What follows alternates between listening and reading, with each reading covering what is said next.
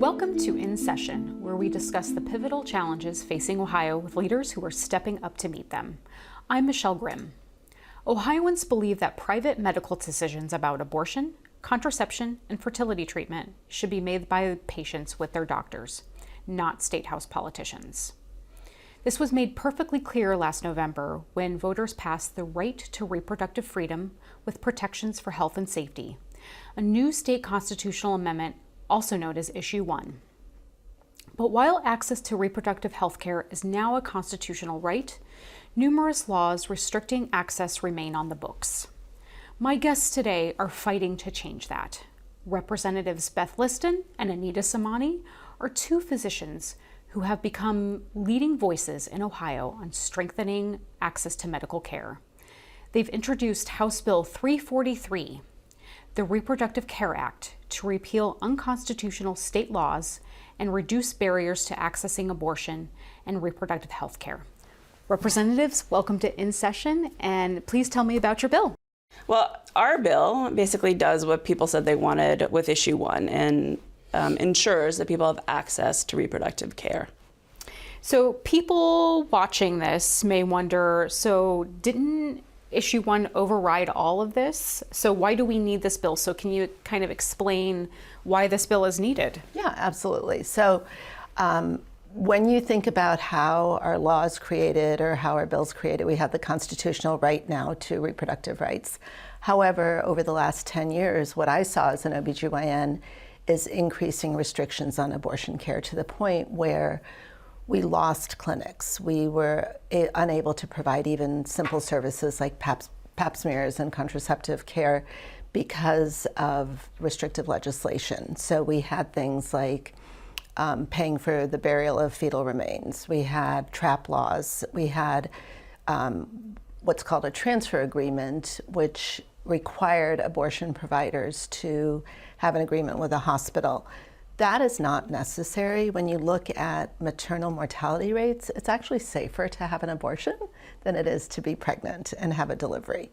So some of those laws are still on the books. So if a provider were to break those laws, if they didn't have a transfer agreement, or if they didn't offer a 24-hour waiting period to a patient who comes in for an abortion, and that 24-hour waiting period impacts the working mom, the person of low income. You know, they have to travel someplace and they have to wait a day, then they have to go back. So all those things are still on the books. So that is why we have the Reproductive Care Act, so that we can make it simpler, make it easier to then recreate some of the clinics that have left the state and be able to start providing more of that, you know, full reproductive care. So right now, if a provider were to not do all of the medically unnecessary steps, they risk being prosecuted because of those previous laws. And the only way that we can address that as legislators is through legislation to remove the laws. In the state, the ways that a constitutional amendment could make its way into actual practice would be either the Attorney General chooses not to enforce it and says, hey, these aren't constitutional, so I'm not going to prosecute it. People take each and every law to the courts to prove that it's not constitutional, or we do what we're doing with our bill and say, hey, this is not what people wanted. We should remove the restrictions to reproductive care. And so that's what we're trying to do. So let's talk about one of the provisions that you're looking to remove, which is trap laws. So Representative Liston, can you talk a little bit more about what is a trap law and why are they concerning and what this bill is going to do about them? Sure. Well, trap law is sort of in the name, right? Trap means targeted restrictions for abortion care. And that's what Dr. Somani, Representative Somani, was explaining just a second ago. She was saying over the last decade, there's just been law after law after law specifically put in place to make sure people couldn't access care, whether it's a 24-hour waiting period, whether it's a required but not medically necessary ultrasound, whether it's doctors being required to give misinformation about breast cancer. And all of those things add up to making care impractical and providing barriers. So removing those allows access to what people really wanted, which is, appropriate reproductive care. So as an example, Franklin County is one of the largest counties in Ohio. There is one abortion provider here. Prior to these laws coming into play, there were several. But because of defunding, because of needing to have a transfer agreement, which really doesn't matter when you think about it. If someone's having an emergency, they're going to go to the closest hospital. They're not going to call the abortion clinic and say, where is your transfer agreement with? Where should I go? So that piece of it is just unnecessary. Same thing with the idea of needing an ultrasound. Having to perform an ultrasound in a patient is very invasive. It can be heartbreaking. Oftentimes you give the patient the choice if they want to see the screen or not, because again, that decision is so difficult that nobody wants to make it lightly. So to force that patient to go through 2 steps when they've already made up their mind is unnecessary, and it just creates barriers to care. So Representative Somani, you've kind of talked about how abortion restrictions led to an increase in maternal mortality. So can you talk a little bit more about that? Yeah. So you can see that across the country. Every state that has increased abortion restrictions or banned abortions has seen an uptick in their maternal mortality rates. We've seen the examples of women coming out of Texas that have lost their fertility or almost died because nobody knew when it was dangerous enough for them to then have an abortion. So those things increase maternal mortality rates. The other piece of it is the increase in fetal or infant mortality rates. So if you are living in a state where you cannot have an abortion and you are told that your fetus does not have kidneys or does not have a functioning brain, you can't just go out and get an abortion. You have to travel maybe to another state where it's easier to get an abortion, or you have to jump through hoops to get that abortion. So you may end up carrying a pregnancy farther along and increase then your risk for having to have a C-section, your risks for high blood pressure during pregnancy or preeclampsia. You may increase your risk for postpartum hemorrhage, where after delivery you start bleeding and you end up needing to get a blood transfusion, or you need to, in the worst case scenario, you end up with a hysterectomy or you lose your uterus. So abortion is part of reproductive medical care, and I can't emphasize that enough. And when people politicize part of medical care, there is no other medical procedure that is politicized like that, right? I mean, nobody says you can't get a kidney transplant. Nobody says, oh God, no, that's against, your religion to get a liver transplant or to go through chemotherapy. I mean, you can choose to not have those things done, but there's no politician telling you that you can't do that. And it's unfortunate that we are right now in this world where people have politicized medical care. So I think one of the most important things we can do with our Reproductive Care Act is to create that world again where science matters, where we're practicing evidence-based medicine and we're treating all reproductive care the same way. And that's the biggest thing about the constitutional amendment. And people in Ohio recognize that. 57% of people voted for issue 1. So pregnancy has risks. It's complicated, things can go wrong. Anytime you have laws or barriers from allowing people to get evidence-based care, women die. And we see that in Ohio, we see it across the country, and actually we see it across the world. And so it's really important that we can prevent those deaths, and that's what our bill aims to do. So I think we've seen around the state a lot of maternity wards closing, so creating these maternity deserts. Can you kind of talk more about those? What are the risks of those? What are the issues around those, and how maybe it's harder to get maternity care for pregnant women and other people in Ohio? So a year after the Dobbs decision, there was a couple of studies that looked at where were medical students choosing to go for training, where were residents choosing to go, for their residency programs. And it's a double-edged sword. Most people who are in residency, or most medical students, are also in their reproductive years. So they're looking at states going, do I want to be in a state where I may not be able to get access to the care that I need when I need it? So that creates part of the shortage. And we saw, I mean, there's data, there's numbers that show people were choosing not to come to states like Ohio because, number one, they were worried about their own reproductive freedom.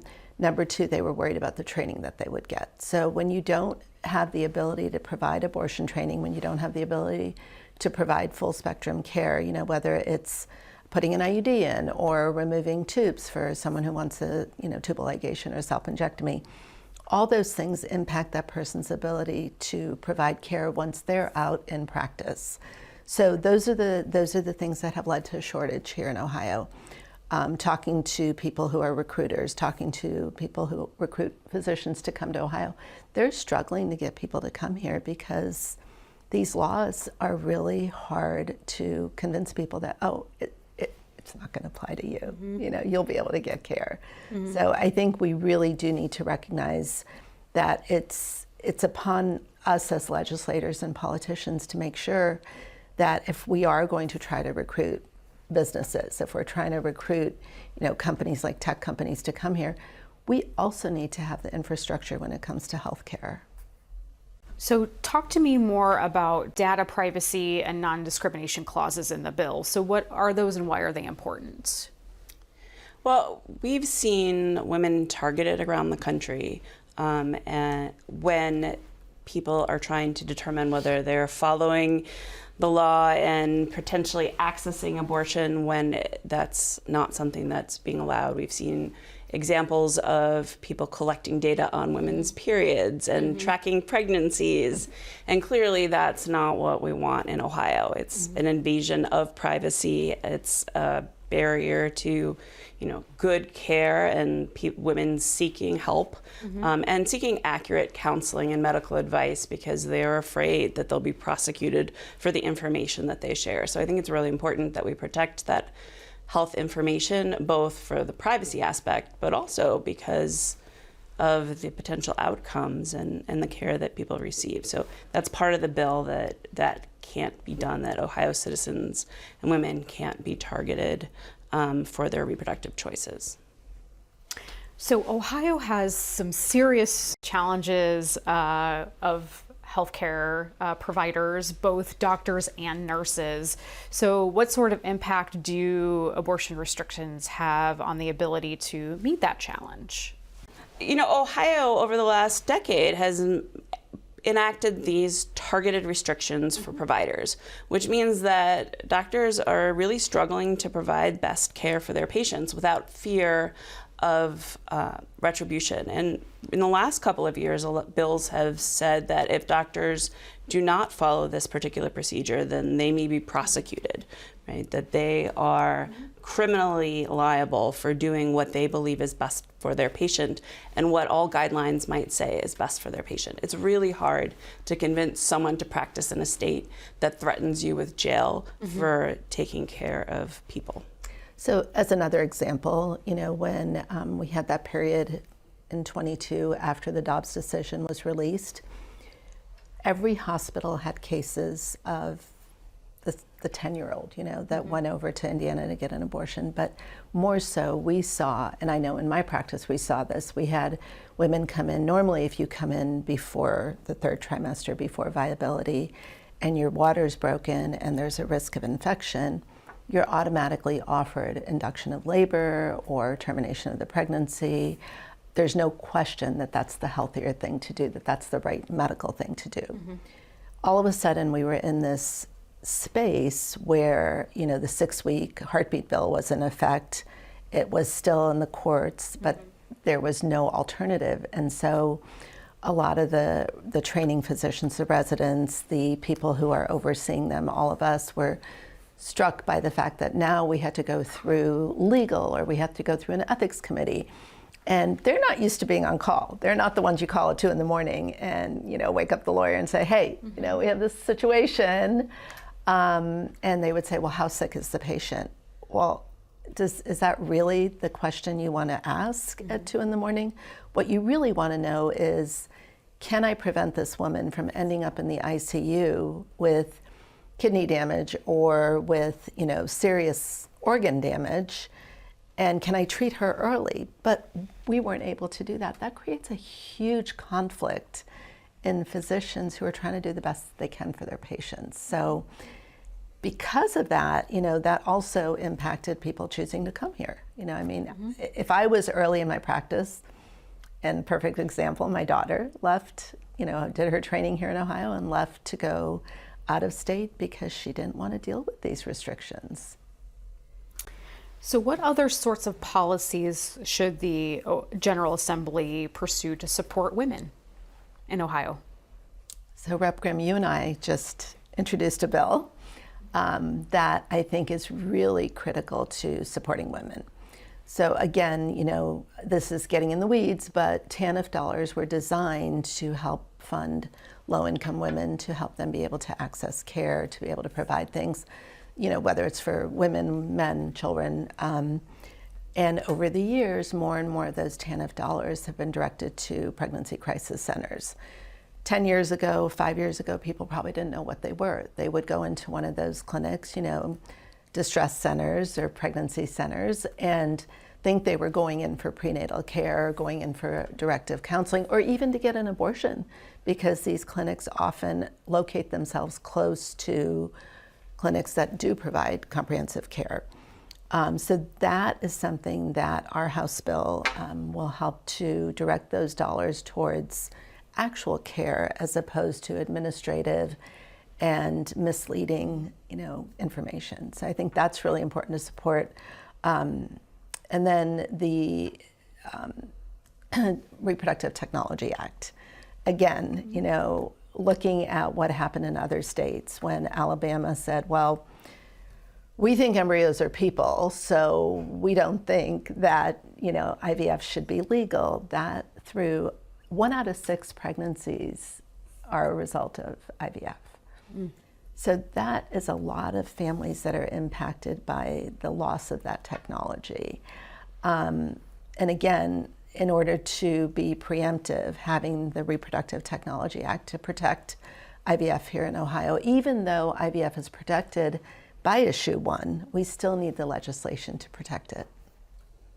So, I think that women's reproductive health is important, but I think if we want to support women having children and having the ability to raise those children, we need to think broadly and make sure that we have an environment in Ohio that is family friendly, that has paid family leave, that has child care available and accessible, that ensures equal pay, that really looks at the challenges that the women go through when they are working to raise those children, and that those are part of a holistic look at how do we really support them in Ohio. So my final question, so both of you are physicians. Would you mind sharing a little bit about your background and how you came to public service? Sure. You came into public service first. I so did. You get to go first. Well, so I'm what's called a med-peds doctor. I'm internal medicine and pediatrics. I have 2 specialties, and I practice in a hospital setting. And I love medicine, but I realized over a decade or 2 in practice that what I could do to impact health in that individual moment or that one hospitalization was pretty limited, that there were so many other things that went into the well-being of people that I was trying to care for, and the health as well that started off much earlier. And so as I really looked at what I could do, I saw all of the policies that both went into access to healthcare and the ability to treat people, but as well as those things that set people up for success, whether that's affordable housing, whether it's education and opportunity, whether it's a livable wage. These are all things that contribute. I would say, and I do say pretty frequently, there are health impacts to all policy. And sort of that perspective really brought me to this role, trying to make what impact that I could. I think it's what we call social determinants of health, right? Yep. That those are the things that we really need to work on if we're going to create an environment that is family friendly.